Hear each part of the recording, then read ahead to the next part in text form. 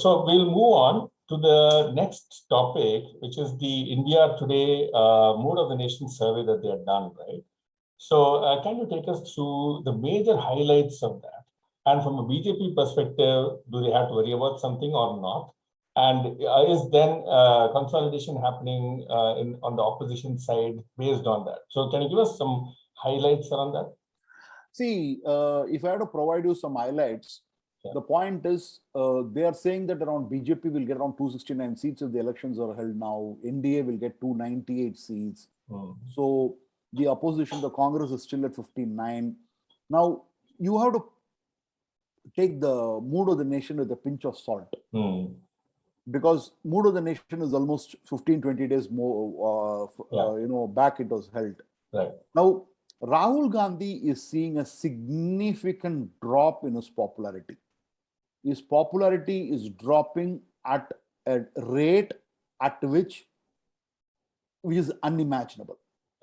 Either it is Goa or Punjab or at Uttarakhand, these are states which are going for the polls, or for that matter, even Uttar Pradesh, is in a very, very bad condition.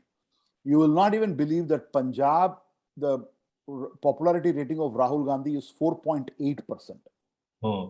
4.8%. Can you imagine that? Right.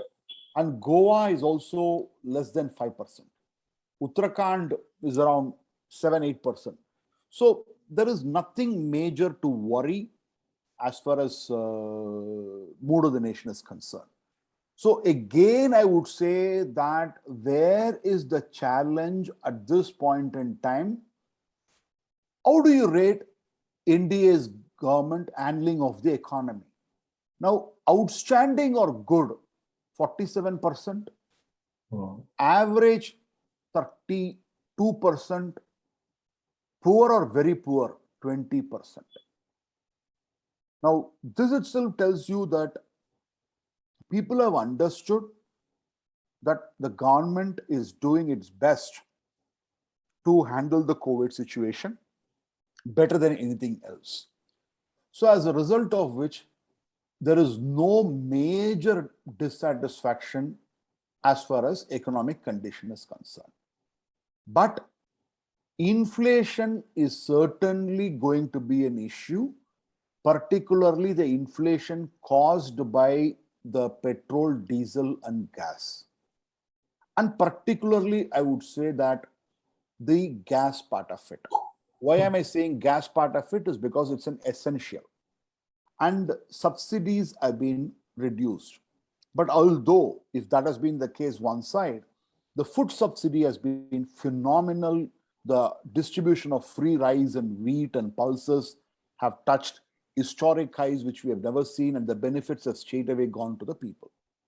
Now, what I do expect is very soon, the subsidy for the LPG will come back, will have to come back, because the raw material, the butane, whatever you call the rates, have been going north. And the future contracts, when I see, it is probably coming down maybe by November or December. So by that time, I think they should start the subsidy for the Ujjwala scheme. That's number one. Number two, if the asset monetization program, the pipeline goes as per the plan, which even if it goes 75% as per the plan, I expect the infrastructure and road cess to come down, which would mean that the petrol and diesel prices would come down.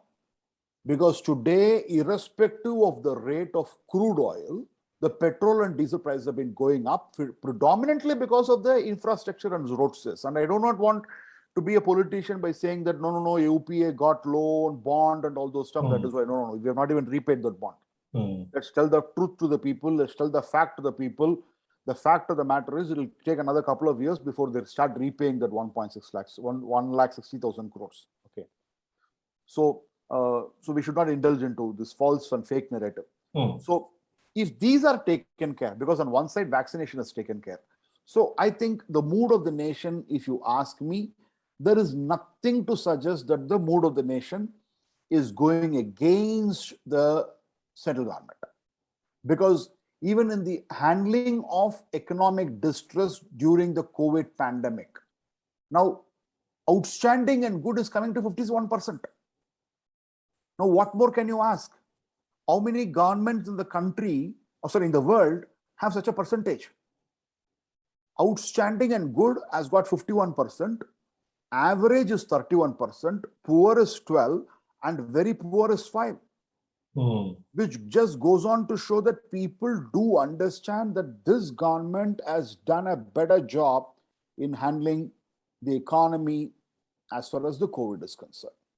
And the most unfortunate thing I would say is the non-issues which are being picked up by the opposition, particularly the Congress. Yeah. Because when a question is asked if the Central Vista project should be constructed during the pandemic, 50% say yes. Only 34% say no.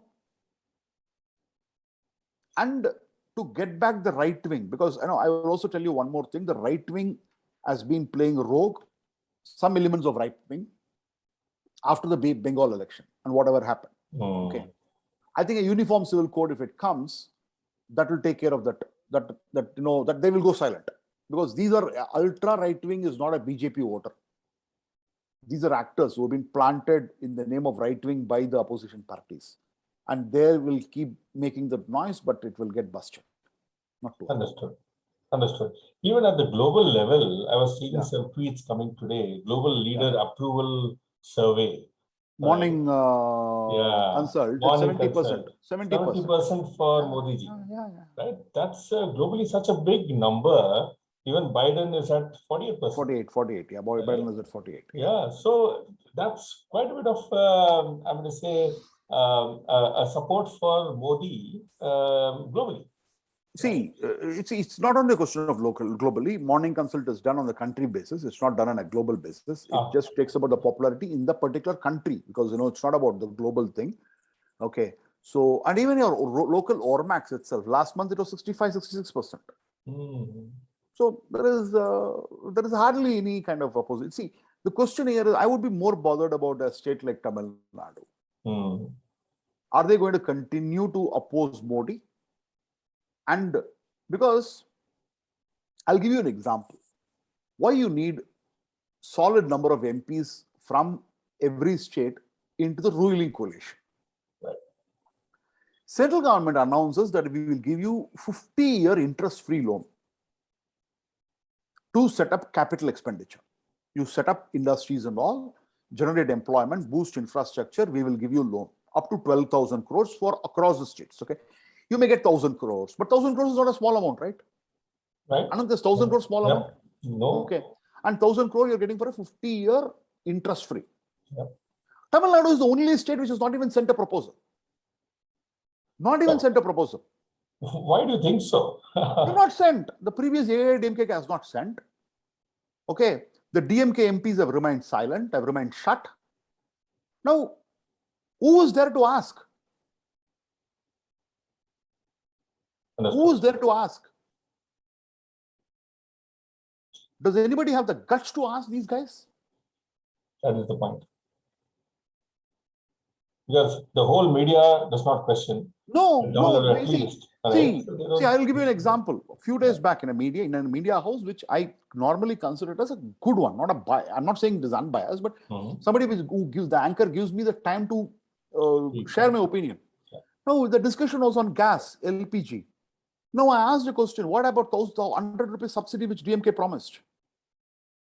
The anchor said, no, it's only 120 days, it has come. I said, you are supposed to answer. Why are you not asking the question? Exactly. And so many things the media can actually answer if they are non-biased. Right? Yeah, they can question the government. They're not questioning the government. Yeah, and that's a healthy media, right? So you have to just check. You talk about the good things done, definitely. Yeah. You also talk about what can be done better, and start asking those questions, right? So Anand, it's very simple. Yeah. Annamalai and BJP will have to set up a narrative along with people who are outside, probably the ecosystem, including people like us, I'm saying, which have already started. Modi winning 2024 is written on stone. Yeah.